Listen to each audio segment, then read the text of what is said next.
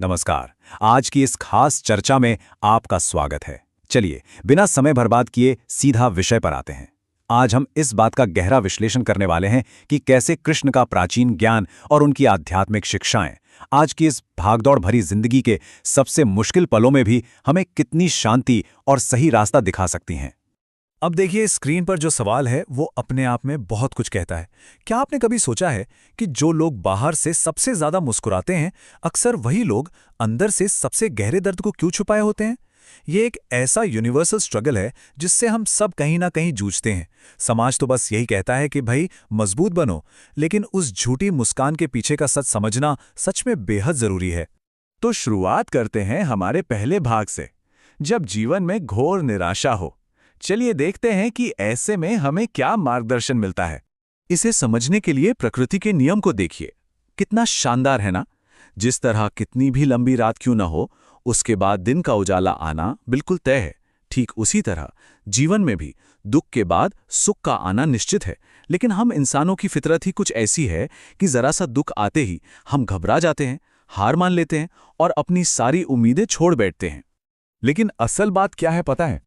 बुरे वक्त में खुद को एकदम अकेला महसूस करना ये महज हमारा एक भ्रम है। ये समझना बहुत ही क्रूशियल है कि परमेश्वर या वो ईश्वरीय शक्ति असल में उस वक्त हमारे सबसे ज्यादा करीब होती है जब हम अंदर से पूरी तरह टूटे हुए होते हैं। इसी से जुड़ता है हमारा दूसरा भाग, अर्जुन का संघर्ष और उनका मार्गदर्शन। आइए देखते हैं कि कुरुक्षेत्र के उस मैदान में क्या हुआ था।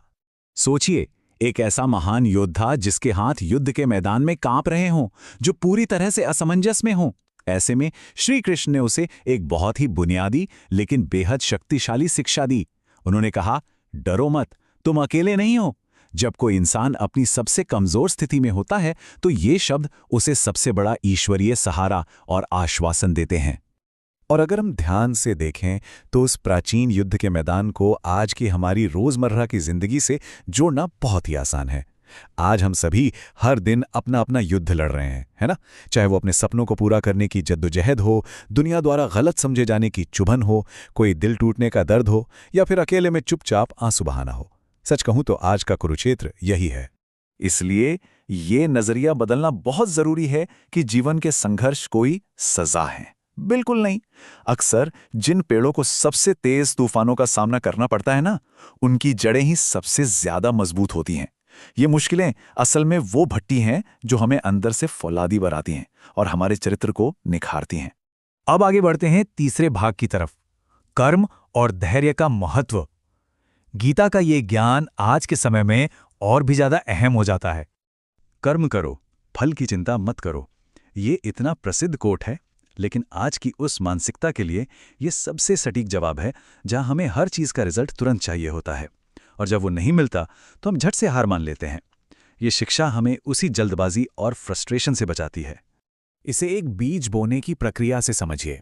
अगर हम आज बीज बोकर अगले ही दिन फल की उम्मीद करने लगें तो सिवाय निराशा के कुछ हाथ नहीं लगेगा। ये एक पूरा प्रोसेस है। सबसे पहले कड़ी मेहनत, फिर धैर्य, उसके बाद अटूट विश्वास, और तब जब सही समय आता है तब जाकर हमें हमारी मेहनत का मीठा फल मिलता है। अब आते हैं हमारे चौथे भाग पर, कठिन रास्तों की सच्चाई।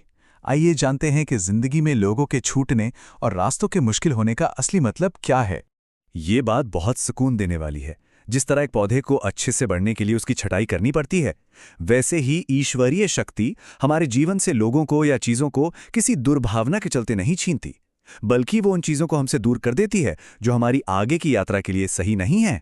भले ही शुरुआत में ये अलगाव हमें बहुत दर्दनाक लगे, लेकिन असल में ये हमारा बचाव ही होता है।